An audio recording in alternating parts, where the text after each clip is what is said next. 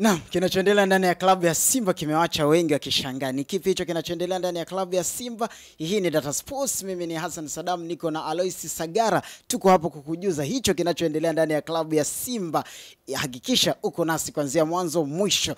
Hichi kinachoendelea ndani ya klabu ya Simba leo hii aliweza kuhojiwa mwenyekiti au mzee wetu bana Magoli aliweza kuhojiwa na akatoa kauli tata ambazo mpaka sisi wenyewe tumeshangaa. Kauli ya kwanza ambayo amesema kuna baadhi ya viongozi ndani ya klabu ya Simba wakapimwa akili, huenda wana shida ya akili.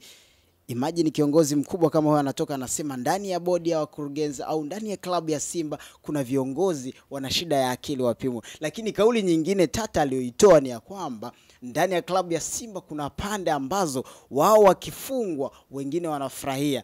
Imagine taasisi kubwa, ni timu kubwa ya wanachama, watu ni wengi wanaitazama. Kunatokea pande mbili kwamba kuna pande Simba ikifungwa wao wanafurahi, pande ya pili Simba ikifungwa wao wanahuzunika na wanakasirika. Hapo tunazungumzia mashabiki na wengine ndani ya klabu. Bana, sijajua wewe umeyapokeaje mawazo hayo ya mwenyekiti wa Simba katika upande wa bodi wa kurugenzi wa klabu ya Simba, mzee wetu Magoli. Hii ni Data Sports, niko na Alois Sagara, tutakujuza kwa kina. Alois Sagara, habari yako kiongozi? Safi kabisa, tumekutana tena hapa. Tunaendelea kuwajuza watu wa michezo ambayo yanafukuta na hasa Msimbazi kama ulivyokusia. Mambo ni ya moto kweli kweli. Mambo ni ya moto. Bana, klabu ya Simba leo aliweza kuhojiwa mzee wetu bana Magoli, akatoa hizo kauli ambazo mpaka zimewaacha watu wanashangaa. Kauli ya kwanza ambayo amesema kuna baadhi ya viongozi ndani ya klabu ya Simba wana shida ya akili. Hii kiongozi mkubwa kama yeye anatoka hadharani, alafu wakati huo anatoa kauli kama hizi. Simba iko kibaruani kucheza mchezo wa pili wa kundi baada ya kwanza kuwa wamepoteza dhidi ya Petros de Luanda hapa Benjamin Mkapa. Mchezo unaofuata wamesafiri kuwafuata Stade Malien ambaye yeye alipata sare na Esperance de Tunis katika mchezo mgumu tena Uarabuni. Leo hii Simba viongozi wanaanza kuleta mivutano ya design kama hiyo, alafu kiongozi mkubwa kama huyo anatoa kauli. Mimi kwa upande wangu kauli hii sijaipokea vizuri. Kama kiongozi mkubwa anatoka hadharani anasema baadhi ya viongozi ndani ya Simba wana tatizo, na ukiwa unaelekea katika mkutano mkuu ambao utafanyika tarehe 30. Umegusia vizuri kwamba kwa hizi scenarios ambazo zinaendelea au drama ambazo zinaendelea ndani ya klabu ya Simba kwa nyakati kama hizi, sidhani kama ni zina afya kwa upande wao, kwa sababu unatazama mchezo wa kwanza wameweza kupoteza tena nyumbani. Mchezo wa muhimu kabisa wa kuchukua alama 3 wakapoteza, wakaangusha alama 3 mbele ya Petro de Luanda, si ndio? Hivi sasa leo wameondoka alfajili kuelekea Mali. Ndio wamekushafika kule kujiandaa na mchezo dhidi ya Stade Malien, mchezo wa pili. Sasa wakati timu iko away, wanayoyasikia wachezaji pia ni binadamu, habari zinawafikia kuanzia benchi la ufundi, wachezaji wanafuatilia pia vyombo vya habari vya hapa nchini Tanzania. Wanapata taarifa kama hizo, iwe na wavuruga. Na ukitazama kauli mbiu ya klabu ya Simba ni kwamba Simba nguvu moja. Sasa inasikitisha sana kama kauli mbiu ya klabu hawaiishi kama watu ambao wako kwenye taasisi ya Simba au wako chini ya mwamvuli wa Simba, kwamba tunaishi Simba sisi ni ndugu, ni nguvu moja, lakini tumegawanyika. Kauli tata ambazo ameweza kuzitoa mwenyekiti wa bodi ya wakurugenzi wa klabu ya Simba kwa maana ya Crescentus Magoli zinafikirisha sana, na mpaka anazungumza vile ni kauli za jazba, kwa sababu mpaka anasema kwamba watu ambao wanafanya vile wana matatizo ya afya ya akili, pengine wakapimwe na vitu gani, inafikirisha kidogo. Kwa hiyo ni kauli ambayo kiongozi anaitoa akiwa na jazba, kumaanisha hafurahishwi na ajenda ambazo zinaibuka hivi sasa, ili hali timu iko na mchezo wa muhimu zaidi ugenini dhidi ya Stade Malien. Hiyo ilikuwa ni kauli ya kwanza ambayo imeleta utata, kauli ya kwamba kuna baadhi ya viongozi ndani ya klabu ya Simba wana shida ya akili. Kauli ya pili aliyoitoa na ikatuacha sisi, mimi na rafiki yangu hapa bana, ni kauli ya kusema kwamba ndani ya Simba kuna watu Simba ikifungwa wao wanasherekea au wanafurahia. Irudishe katika picha ya jamii halisia. Wewe ni kiongozi uko kwenye taasisi yoyote ile, taasisi yako ikifanya kitu kibaya, wewe unaweza kiongozi ukafurahia kwa hicho kinachotokea? Hapa hatuelewi ndani ya Simba kama kuna watu Simba ilipofungwa na Petros de Luanda, mwenyekiti anasema kwamba kuna watu walifurahia matokeo hayo ya Simba kufungwa. Wakati kuna kundi moja limehuzunishwa kweli kweli, na kuna wengine hata wakupata chakula, walishindwa kula, walishindwa kulala kutokana na matokeo yale. Lakini wameumia. Magori anasema kwamba kuna kundi ambalo lilikuwa linafurahi na pengine siku hiyo walikutana mahali wakagonga glass. Sasa ni vitu vinafikirisha ndani ya taasisi watu kwamba baadhi wanafurahia matokeo ya Simba kufungwa. Nyote ni waajiriwa wa Simba, wengine wamechaguliwa na wanachama ndani ya Simba. Leo hii wewe unatoka unafurahia kwamba Simba mwajiriwa wako amefungwa. Yes. Unafurahi. Hapa mwenyekiti kama sijamuelewa vizuri hapa. Unajua na ukisikiliza kauli za Crescentus Magoli kwa mapana zaidi, anasema kuna watu ambao walikuwa ndani ya Simba, walikuwa wamepewa nyadhifa fulani na hivi sasa hawapo. Kwa hiyo hao watu ndio ambao wanaanzisha hizi zengwe ambazo tunazishuhudia hivi sasa ndani ya Simba. Hizi agenda zinaanza kuibuka. Siku 2 zilizopita hapa ndani ya Data Sports tumeweza kuzungumzia kuhusu tetesi za mwanadada Zubeda Sikulu kuongezewa mkataba. Kuongezewa mkataba pasipo baadhi ya wajumbe kufahamu. Si ndio? Na Crescentus Magoli ameweza kuthibitisha hilo leo alipofanywa mahojiano na moja ya chombo cha habari hapa nchini Tanzania. Akasema kwamba ni kweli na aliongezewa wakati Crescentus Magoli akiwa ni mjumbe ndani ya Simba. Yaani unasikia ni muda mrefu kwa sababu kabla hajachaguliwa nakwambia alikuwepo yeye akiwa kama mjumbe kwenye bodi ya wakurugenzi, ndipo Zubeda akaongezewa mkataba mwingine. Na wao walipokwenda kwenye kikao walipelekewa kama taarifa. Sasa anasema ni kwa nini huyo mtu aliyeamua kutoa hizi siri hivi sasa hakutoa hapo kabla, na atoe wakati ambao zimesalia siku 4-5 kuelekea kwenye mkutano mkuu wa mwaka wa klabu ya Simba ambao unatarajiwa kufanyika Novemba 30 kwa maana ya siku ya Jumapili. Sijui unaelewa. Kwa anachotazama nimemuelewa sana mzee wangu Magoli kwamba hizi ni agenda ambazo zimekuja kimkakati zaidi. Kuna kundi ambalo limeziandaa hizi agenda kuja kuvuruga mkutano ambao unakuja. Si ndio? Kwamba watendaji walioko hivi sasa, wajumbe, bodi ya wakurugenzi ionekane kwamba haiwatendei haki wanachama na mashabiki wa klabu yao. Sijui unanielewa. Kuvunja trust. Sasa ukitokea umewini kumshawishi shabiki, kumshawishi mwanachama, akapoteza trust, ndio pale tunaona pia mashabiki nao wanagawanyika na kuchagua upande. Kwamba mimi nitakawa upande wa mwekezaji, mimi nitakaa upande wa sijui mwenyekiti, sijui unaelewa. Sasa ndiko kitu ambacho kinatengenezwa hivi sasa ili kifikia hatua kama hiyo, ambapo ni hatua mbaya zaidi. Kwa nyakati kama hizi Hasani, Simba wanapaswa kuungana pamoja kuanzia mashabiki, wanachama, viongozi, wachezaji, benchi la ufundi, yani kila sekta. Ukitazama mchezo wa kwanza amepoteza, wanakwenda ugenini. Sasa kwa nini waruhusu mpasuko utokee kwenye nyakati ngumu kama hizi? Yani hapo ndo uelewa na mechi ngumu kwa kisha unapata, unajua Stadium Maleno watu wazokao wanamchukulia kawaida. Lakini ametoka kumlazimisha sare Esperance de Tunis. Timu kubwa Afrika, Giant Africa, na mlazimisha sare. Alafu leo hii nyie huku nyuma viongozi mloacho badala mwatie moyo walioondoka, ikiwezekana tunaona mfano, mimi naona sometimes watu wao wanachukua tu mifano kwa Yanga. Leo hii rais wa klabu ya Yanga yuko na timu, amesafiri na timu, chochote kinachofanyika yuko nao karibu. Sasa leo tunaporudi nyuma, ashumke mchezaji ana mechi kubwa kama hiyo, alafu anarudi nyuma anakutana kuna mpasuko unaendelea. Wakumbushe kwamba na asubuhi kuna taarifa imetoka serikalini ikimtaka uwekezaji wa Simba nao uweke wazi, kama umesoma hilo andiko la tajiri hapo. Na serikali inasisitiza kwamba yani kwenye katiba ya Simba wametumia neno mwekezaji, kwa maana wamefunga ile mianya ya watu wengine au wawekezaji wengine kujitokeza ndani ya klabu ya Simba. Wameshauriwa kwamba watumie neno wawekezaji, kwamba awepo zaidi ya mmoja. Hapo bado kuna mvutano huo nao umetokea. Klabu iko kwenye hali ngumu, inahitaji alama ili waweze kupata matumaini ya kurudi. Safari mechi ya kwanza walifungwa hapa nyumbani. Mechi ya pili nyumbani unaacha mtafaruku kama huu mkubwa unaendelea. Kiongozi mkubwa kama yeye anayeaminika anatoka mbele, anatoa kauli za design kama hiyo, kwamba kauli hizo mbili ambazo tumezungumza, baada anaonekana kwamba ndani ya klabu labda kuna walioondoka alafu anaendelea kuigawa timu. Kwa mashabiki, sasa twende kwa taswira ya mashabiki wanaolipokea ili wanaopokea haya yanayoendelea. Wanaopokea na baadhi watakaoenda katika mkutano wa tarehe 30. Hawa watu watatu kwa pamoja ukiwajumlisha, na wana mechi kubwa siku hiyo ya Jumapili ambao wana mkutano siku hiyo wana mchezo. Unajua shabiki hapa kinachokwenda kutokea, nimezungumza hapo awali ya kwamba shabiki atachagua upande, kwamba yani ni kama vile watu wanafanya michezo kubahatisha kwamba mimi nachagua upande huu, nitakaa upande huu, nachagua upande wa mtu fulani, nitakaa upande fulani. Sasa hapo itabaki ni mapenzi binafsi na uelewa binafsi wa mwanachama au shabiki wa klabu. Lakini tujiulize, hawa watu wanaoleta hizi agenda wanataka nini? Crescentus Magoli moja ya sababu amesema kwamba huyo mtu analeta chokochoko pengine huko nje ya mfumo. Lakini turudi tujiulize, kama mtu ametoka nje ya mfumo, kwani yeye ni wa kwanza? Wapo wengi ambao walikuwa na nyadhifa kubwa ndani ya Simba, walikaa pembeni na hawajawahi kujihusisha au kuleta chokochoko ndani ya klabu.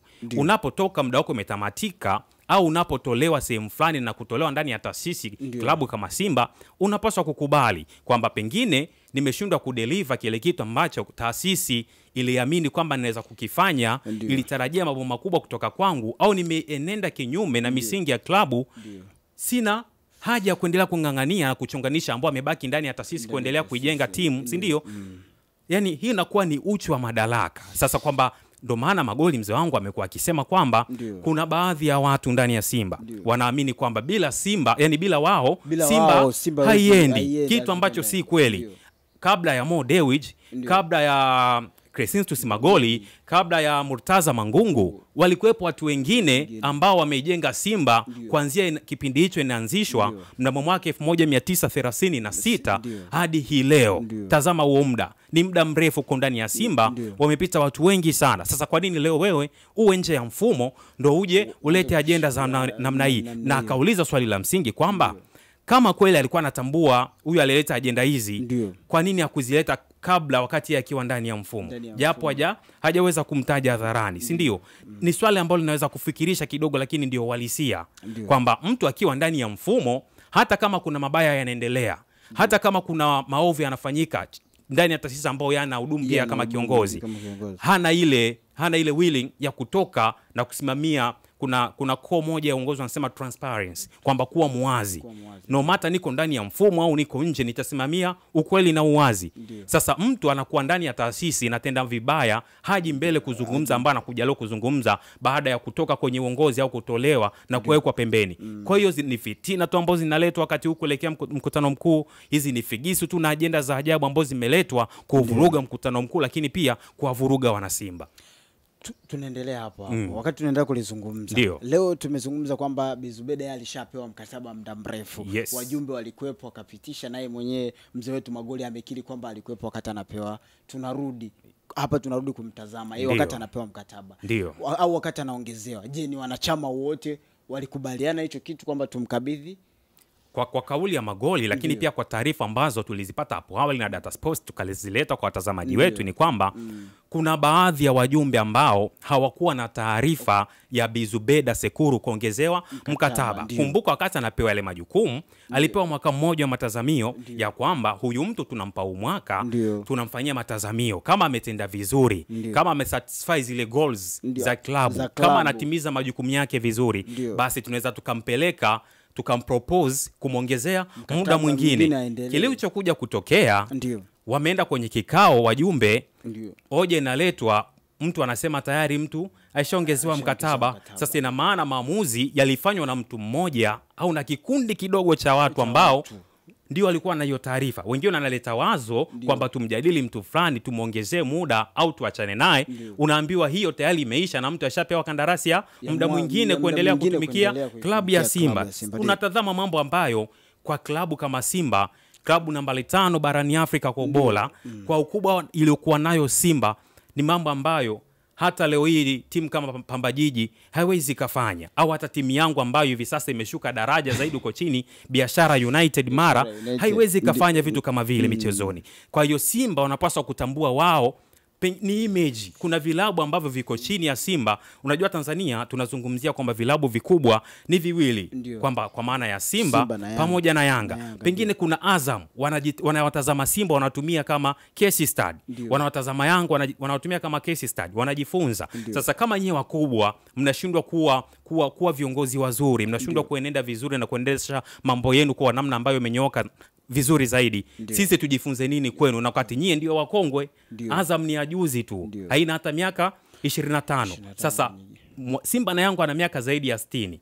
Wana mengi sana ambao wameyapitia huko nyuma, kuna mengi ambao wameyafanya mazuri na mabaya. Sasa kuna vilabu ambavyo vinatazama Simba na Yanga kama kioo, kwamba kuna mengi ambao wanahitaji kujifunza kutoka kwao. Kwa taswira ambayo Simba wanaijenga hivi sasa haileti taswira nzuri. Unakaa mara unajua Alois Sagala, umekaa leo mtu wa Yanga anakuambia, anakupa taarifa za Simba. Ndio. Anakuambia ile Simba kuna hichi na hichi. Huyo ni shabiki wa Yanga. Ndio. Leo hii kuna mtu anakuambia tuna jasusi wetu ndani ya klabu kubwa kama Simba.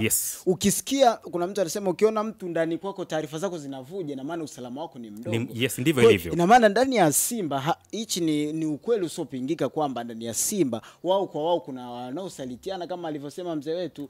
Kuna maana kuna wanaoenda kutoa taarifa za klabu nje ya taasisi. Ndio, unajua tukitrace back kwa muda mfupi tu matukio ndani ya Simba ambayo yalianza kama tetesi, alafu baadaye zikatoka kama official statement na zikawa zimepita mlemle. Mimi nakukumbusha tu kabla hata msimu haujaanza, tukio la jezi zilionekana picha awali kabisa, zimepigwa picha zikasambaa, watu wakakanusha, kaenda, lakini siku wanafanya official release ya jezi zao ilikuwa ni mlemle. Sasa jiulize, je, ni nani ambaye alivujisha picha za jezi siku 4 siku 5 kabla ya utambulisho rasmi?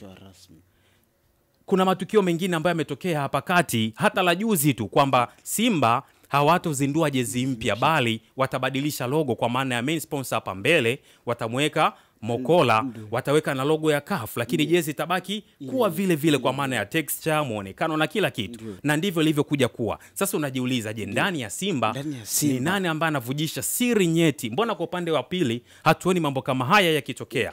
Na miongoni mwa watu ambao amekuwa kijinasibu ya kwamba pale ndani ya Simba kuna jasusi wao ni Ali Shabani Kamwe, afisa klabu ya Yanga wa Yanga, si ndio? Sasa Simba wanaweza kuchukulia utani, lakini ni muda sasa wa kukaa chini na kufikiria hili jambo. Pengine anafanya utani, lakini mbona utani unakuwa baadaye ukweli? Utani unakuwa uhalisia kwa 100%. Kwa hiyo wakae chini wajiulize, je, humu ndani ni nani ambaye anavujisha siri za taasisi kabla hata sisi wenyewe hatujatoka front kuja kuwaeleza wanachama na mashabiki? Kuna baadhi ya biashara zitakwama kwa sababu kutakuwa tena hakuna ile maana ya breaking news, si ndio? Kutakuwa hakuna tena maana ya official release, kwa maana ya kwamba taarifa zinavuja wiki moja kabla, siku 5 kabla. Wao kija kufanya ni marudio, watu tayari wana taarifa, tena wanazo full details. Yani na maana mtu anakuhadisia A to Z watafanya hivi. Kwa hiyo akilini mwashabiki au mwanachama wa klabu ya Simba anakuwa anasubiri tu kuprove, je, nilichokiona kabla ndicho chenyewe kitatokea? Kikitokea anabaki mdomo wazi, imekuwaje taarifa za klabu yangu zimevuja na ndizo ambazo nimekuja kushuhudia hii leo klabu imekuja ku-release. Na ni kwa nini kwa upande wa klabu ya Simba na sio klabu yangu, si ndio? Yanga mambo kama haya yapo. Yanga wanakuja na official statement, official release, breaking news wanafanya. Hakuna vitu kama hivyo. Ni vitu vipya kwa mara ya kwanza tunavitazama, pengine hata na kuona au kusikia. Sasa kwa upande wa Simba hivyo vitu saizi havipo tena. Nimemsikia vizuri mzee wetu anakuambia ndani ya muda wake wa uongozi wamefanya vikao viwili. Ndio. Kikao kimoja walichokifanya walikuwa wanaenda kudiscuss agenda za mkutano mkuu.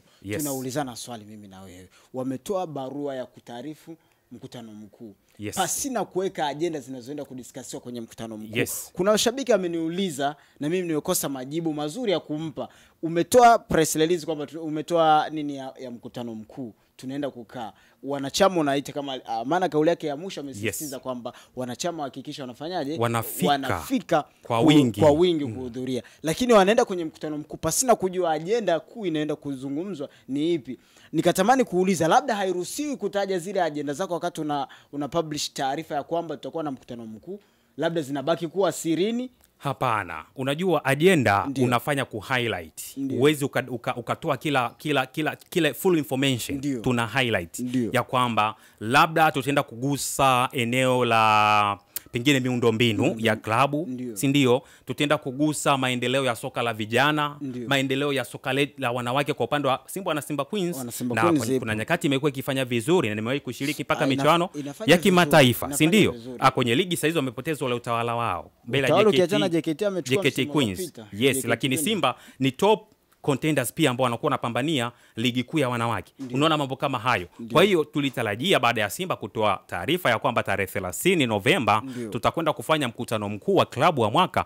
Tulitegemea wa highlights zile agenda ambazo wanakwenda kuzungumzia, ili hata mwanachama wa kawaida, shabiki wa kawaida, kabla ya kuingia kwenye jengo ambalo mkutano utafanyika, kichwani mwake awe na zile ABC za kwenda kukana kusikiliza ya kwamba kuna eneo fulani lilitajwa, nataka nisubiri nione je tulitenda vipi kwa mwaka uliopita na tunakwenda kutenda vipi kwa mwaka unaofuata. Sijui unanielewa. Sasa ili ni eneo jingine ambalo naona kama vile wamewanyima wanachama, wamewanyima mashabiki haki yao ya kwamba kutaarifiwa zile taarifa za awali, kwamba highlights, agenda zile ambazo tutakwenda kufanyaje kuzungumziwa kwenye mkutano mkuu. Kwa upande wa Yanga walifanya muda mfupi tu uliopita, kabla ligi haijaanza walifanya na tulitazama, wali highlights kama unakumbuka maeneo ambayo watakwenda kuzungumzia kwenye mkutano mkuu. Sasa why Simba hawajafanya? Pengine tuwape muda, kwa sababu leo ni tarehe 27, tuna 28 kesho, tuna 29 Jumamosi, na kuna tarehe 30 ambayo ni siku